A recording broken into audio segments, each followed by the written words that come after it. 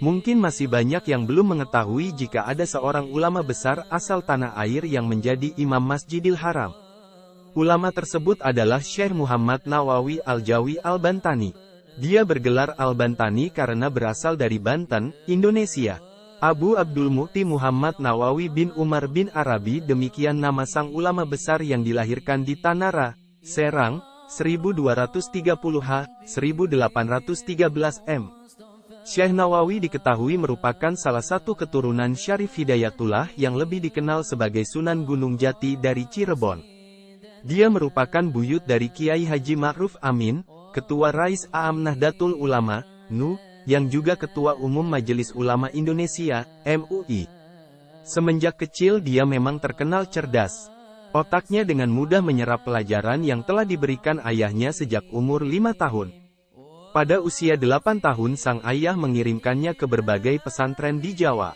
Dia mula-mula mendapat bimbingan langsung dari ayahnya, kemudian berguru kepada Kiai Sahal, Banten, setelah itu mengaji kepada Kiai Yusuf, Purwakarta. Di usia dia yang belum lagi mencapai 15 tahun, Nawawi telah mengajar banyak orang. Kemudian pada usia 15 tahun dia menunaikan haji dan berguru kepada sejumlah ulama terkenal di Mekah. Di antaranya Syekh Sayyid Ahmad Nahrawi, Syekh Junaid Al-Betawi, Syekh Ahmad Dimyati, Syekh Muhammad Khatib dan Syekh Ahmad Zaini Dahlan. Setelah 3 tahun belajar di Mekah, Syekh Nawawi sempat kembali ke tanah air untuk mengajarkan ilmu agama yang telah dia kuasai. Karomahnya mulai terlihat yaitu saat dia mengunjungi salah satu masjid di Jakarta yakni Masjid Pekojan. Masjid yang dibangun oleh salah seorang keturunan cucu Rasulullah Sayyid Utsman bin Agil bin Yahya Al-Alawi, ulama dan mufti Betawi ini ternyata memiliki kiblat yang salah. Padahal yang menentukan kiblat masjid itu adalah Sayyid Utsman sendiri. Tak ayal, saat seorang anak remaja, Muhammad Nawawi, yang tak dikenalnya menyalahkan penentuan kiblat, kagetlah Sayyid Utsman. Diskusi pun terjadi dengan seru antara mereka berdua. Sayyid Utsman tetap berpendirian kiblat Masjid Pekojan sudah benar. Sementara Nawawi yang saat itu masih remaja berpendapat arah kiblat mesti dibetulkan. Saat kesepakatan tak bisa diraih karena masing-masing mempertahankan pendapatnya dengan keras, Nawawi remaja menarik lengan baju lengan Sayyid Utsman. Dirapatkan tubuhnya agar bisa saling mendekat. "Lihatlah Sayyid, itulah Ka'bah tempat kiblat kita. Lihat dan perhatikanlah, tidakkah Ka'bah itu terlihat amat jelas? Sementara kiblat masjid ini agak ke kiri. Maka perlulah kiblatnya digeser ke kanan agar tepat menghadap ke Ka'bah," ujar Nawawi ketika itu. Sayyid Utsman termangu. Ka'bah yang dia lihat dengan mengikuti telunjuk Nawawi remaja memang terlihat jelas. Sayyid Utsman merasa takjub dan menyadari, remaja yang bertubuh kecil di hadapannya ini telah dikaruniai kemuliaan, yakni terbukanya nur basyariah. Dengan karomah itu, dimanapun dia berada Ka'bah tetap terlihat. Dengan penuh hormat, Sayyid Utsman langsung memeluk tubuh kecil beliau. Sampai saat ini, jika mengunjungi Masjid Pekojan akan terlihat kiblat digeser, tidak sesuai aslinya. Selanjutnya karena situasi dan kondisi tanah air yang bergejolak akibat penjajahan Belanda. Pihak Belanda mencemaskan kehadiran Syekh Nawawi di Banten bakal kembali menggelorakan semangat pemberontakan. Situasi ini membuat Syekh Nawawi memutuskan untuk kembali ke kota Mekah. Kemudian dia kembali belajar ilmu agama dan menetap kembali di Mekah. Dia tekun belajar selama 30 tahun, sejak tahun 1830 hingga 1860 M. Pada masa menetap di Mekah inilah karena kepiawaiannya dalam ilmu agama, terutama tentang tauhid, fikih, tafsir, dan tasawuf dia ditunjuk sebagai Imam Masjidil Haram pengganti imam sebelumnya Syekh Ahmad Khatib Al-Syambasi. Sejak itulah dia dikenal dengan nama Syekh Nawawi Al-Bantani.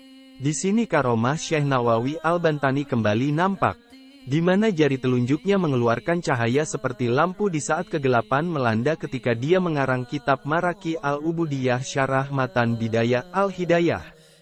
Ketika itu Syekh Nawawi dalam perjalanan dengan unta yang tanpa penerangan, namun di saat itu inspirasi untuk mengarang kitab sedang menguat. Lalu Syekh Nawawi berdoa memohon kepada Allah SWT agar telunjuk kirinya dapat menjadi lampu menerangi jari kanannya yang untuk menulis. Telunjuknya pun mengeluarkan cahaya seperti lampu yang menerangi kegelapan. Nama Syekh Nawawi semakin masyhur sehingga banyak muridnya yang di belakang hari menjadi ulama besar, misalnya Kiai Haji Hashim Asy'ari, pendiri Nahdlatul Ulama, Kiai Haji Ahmad Dahlan, pendiri Muhammadiyah, Syekh Kiai Haji Mas Abdurrahman, pendiri Matla'ul Anwar, Kiai Haji Kholil Bangkalan, dan Kiai Haji Asnawi Kudus. Para ulama Indonesia menggelarinya sebagai Bapak Kitab Kuning Indonesia. Syekh Nawawi wafat di Mekah pada 25 Syawal 1314 H, 1897 M. Tapi ada pula yang mencatat tahun wafatnya pada tahun 1316 H, 1899 M. Makamnya terletak di pekuburan Mala di Mekah. Makam dia bersebelahan dengan makam anak perempuan dari Sayyidina Abu Bakar As-Siddiq, Asma binti Abu Bakar Al-Siddiq. Karomah yang lain, tampak saat beberapa tahun setelah dia wafat, makamnya akan dibongkar oleh pemerintah Arab Saudi untuk dipindahkan tulang belulangnya dan liang lahatnya akan ditumpuki jenazah lain, sebagaimana lazim pemakaman di Mala. Saat itulah para petugas mengurungkan niatnya, sebab jenazah Syekh Nawawi, beserta kafannya, masih utuh walaupun sudah bertahun-tahun dikubur. Tidak kurang satu apapun, tidak lecet atau tanda-tanda pembusukan seperti lazimnya jenazah yang telah lama dikubur. Bahkan kain putih kafan penutup jasad dia tidak sobek dan tidak lapuk sedikit pun. Terang saja kejadian ini mengejutkan para petugas. Mereka lari berhamburan mendatangi atasannya dan menceritakan apa yang telah terjadi. Setelah diteliti, sang atasan kemudian menyadari bahwa makam yang digali itu bukan makam orang sembarangan. Langkah strategis lalu diambil. Pemerintah melarang membongkar makam tersebut.